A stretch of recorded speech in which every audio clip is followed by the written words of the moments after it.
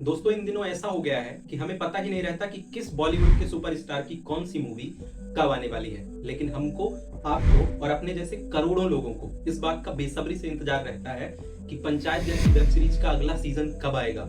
क्या सचिव जी और रिंकी की शादी हो पाएगी या नहीं, मिर्जापुर के अगले सीजन में क्या होगा, और गुल्लक जैसी प्यारी सी कोई और कहानी अब कब आएगी। अब ऐसा क्यों हो गया है कि 200-400 करोड़ रुपए के हैवी बजट से बनाई गई ये बॉलीवुड की फिल्में हमें उतना इमोशनल नहीं कर पाती जितना कि ये रियल, ऑथेंटिक और गांव में सचिव जी, विनोद और भूषण जैसे कलाकारों के द्वारा बनाई गई वेब सीरीज इमोशनल करती हैं। यही चीज आज की इस वीडियो में मैं आपको बताना चाहता हूँ। दोस्तों आजकल जो बॉलीवुड में फिल्में बनाई जा रही हैं उनमें रियल और ऑथेंटिक चीजें कम होती जा रही हैं और अनरियलिस्टिक चीजों को ज्यादा दिखाया जाता है। ज्यादातर फिल्मों में एक्टर्स की लाइफ ऐसी दिखाई जाती है जो या तो सुपर लग्जीरियस होगी या अनरियल होगी। इसी वजह से दर्शक इन फिल्मों से रिलेट नहीं कर पाते हैं। लेकिन फिर भी प्रोडक्शन हाउसेस कोशिश करते हैं कि मूवी हाई बजट या हीरो हीरोइन के नाम पर चल जाए, लेकिन इतनी ज्यादा तिगड़म के बावजूद भी बॉलीवुड की ये फिल्में नहीं चल पाती। वहीं वेब सीरीज जो बेहद कम बजट और सामान्य कलाकारों के साथ गांव में ऑथेंटिक और रियल सीन में बनाई जाती हैं, उनके लिए लोग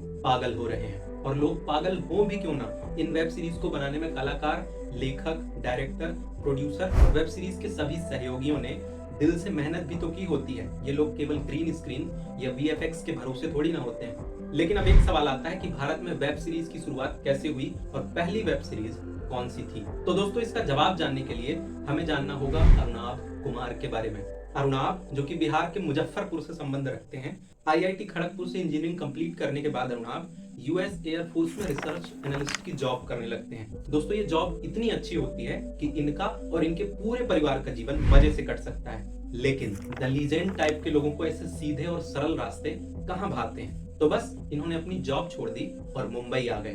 दोस्तों जब अरुणाभ ने अपनी नौकरी छोड़ी और एक नए शहर में संघर्ष करने के लिए आ गए तो उनके पहचान के कुछ लोगों ने अरुणाभ का मजाक भी उड़ाया। लेकिन दोस्तों अरुणाभ का संघर्ष, उनकी मेहनत और समय का चक्र देखिए कि आज करोड़ों लोग अरुणाभ और उनके काम की प्रशंसा करते हुए थकते नहीं हैं। अरुणाभ मुंबई आकर फिल्में बनाने की कोशिश करने लगे। इसी दौरान इन्हें कुछ एड फिल्में बनाने का भी मौका मिला और कई सालों तक अरुणाभ इस इंडस्ट्री में संघर्ष करते रहे। फिर साल 2006-07 में शाहरुख खान की एक फिल्म प्रोडक्शन कंपनी है रेड चिली एंटरटेनमेंट के नाम से, जो उस समय ओम शांति ओम फिल्म बना रही थी, उसमें अरुणाभ को असिस्टेंट डायरेक्टर का काम करने का मौका मिल गया। इस फिल्म में इन्होंने फराह खान के साथ एज अ एडी काम किया है। यहाँ काम करके अरुणाभ को काफी कुछ सीखने को मिला, इसीलिए शायद वे इसे अपना पहला स्कूल मानते हैं। दोस्तों रेड चिलीज के साथ काम करने के बाद भी इन्होंने कई और छोटे मोटे काम किए, लेकिन कोई प्रॉपर काम न होने की वजह से पैसों के लिए परेशान रहना पड़ा। और फिर परेशानियों से निकलने की कोशिशों के तर्ज में इन्होंने साल 2013 में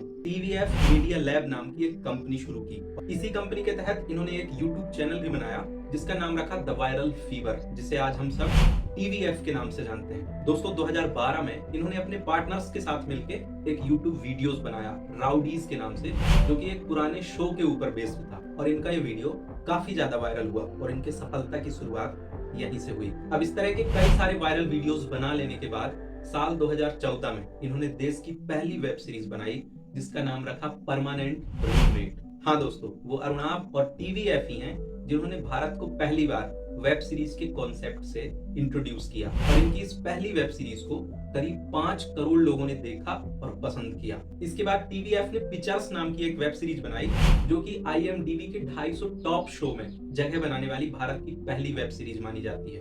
और दोस्तों अगर आज की बात करें तो आज टीवीएफ एक जाना माना नाम है और भारत के लगभग हर घर में टीवीएफ के शोज जरूर देखे जाते हैं। पता है दोस्तों टटीवीएफ की वेब सीरीज को लोग इतना क्यों पसंद करते हैं? क्योंकि इनकी वेब सीरीज में ना तो कोई महंगा सेट होता है और ना ही कोई सुपरस्टार एक्टर कास्ट किया जाता है, ना तो कोई फैंसी स्टोरी रखी जाती है और ना ही इस कहानी को फिल्माने के लिए ज्यादा वीएफएक्स यूज किया जाता। इस सब के बावजूद भी टीवीएफ की वेब सीरीज सुपरहिट होती है और इनके डायलॉग इतने रिलेवेंट होते हैं कि लोग अपने जीवन में इस्तेमाल करने लगते हैं। जैसे गजब बेइज्जती है। दोस्तों आइए अब जानते हैं कुछ रीजंस कि बॉलीवुड की महंगी फिल्मों की डिमांड कम और इन वेब सीरीजों की डिमांड इतनी ज्यादा क्यों होती जा रही है। तो पहला कारण है रिलेटेबिलिटी। दोस्तों इनकी वेब सीरीज में ऐसे सीन लोग और प्रॉब्लम दिखाई जाती हैं कि ज्यादातर लोग इसके किसी न किसी पार्ट से रिलेट कर ही लेते हैं और इन्हें देखते हुए लोगों को अपनी खुद की कहानी दिखने लगती है। जैसे यदि आपने इनकी पंचायत वेब सीरीज देखी हो, इसे देखने के बाद लगता है मानो हमारे ही ग्राम पंचायत की कहानी सामने दिख रही हो। दूसरी इनकी वेब सीरीज है एस्पिरेंट नाम की, जिसे देश में तैयारी कर रहे करोड़ों अभ्यर्थियों ने रिलेट किया है। दूसरा रीजन है रियल इमोशंस।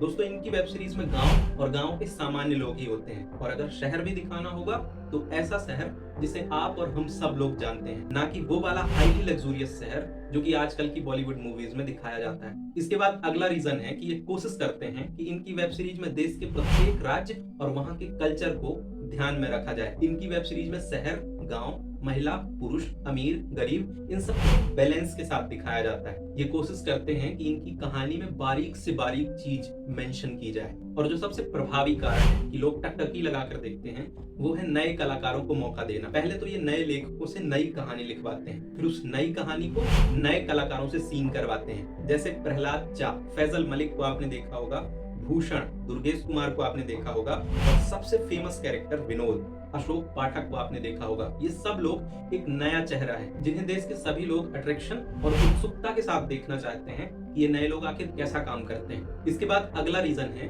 ह्यूमर। एक ऐसी कहानी जिसमें ह्यूमर अंदर से उभर कर आता है। लोगों को हंसाने के लिए इनके कलाकारों को कोई अलग से करतब नहीं दिखाना पड़ता, यही इनकी कहानी की विशेषता है। और दोस्तों, सबसे खास बात यह है कि इनके डायलॉग में कोई वल्गैरिटी नहीं होती और इनके जोक्स भद्दे और कठिन नहीं होते, बस सहज लोगों की सरल बातें होती हैं जिससे अपने आप देखने वालों के चेहरे पे मुस्कान छाई रहती है। यही कारण है कि इनकी वेब सीरीज रिलीज होते ही मीम की दुनिया में तूफान आ जाता है। और यदि हम बात करें टीवीएफ के मुख्य लोगों की, तो अरुणाब कुमार, दीपक कुमार मिश्रा और चंदन मिलकर टीवीएफ को लीड करते हैं, लेकिन संस्थापक अरुणाब कुमार हैं। और लास्ट में मैं ये कहना चाहूंगा कि आज शायद बॉलीवुड से ये भूल हो रही है कि भारत के ज्यादातर लोग सामान्य लोग हैं। वे मजे से ऐसे लोगों की कहानी सुनना या देखना चाहेंगे जिनसे वे और उनका जीवन रिलेट करता है, और यही मूल मंत्र आजकल की वेब सीरीज ने जान लिया है। क्या आप भी ऐसा ही सोचते हैं? यदि हाँ, तो कमेंट करके जरूर बताइएगा और ऐसे और वीडियोस के लिए इस चैनल को सब्सक्राइब कर लीजिएगा। शुक्रिया।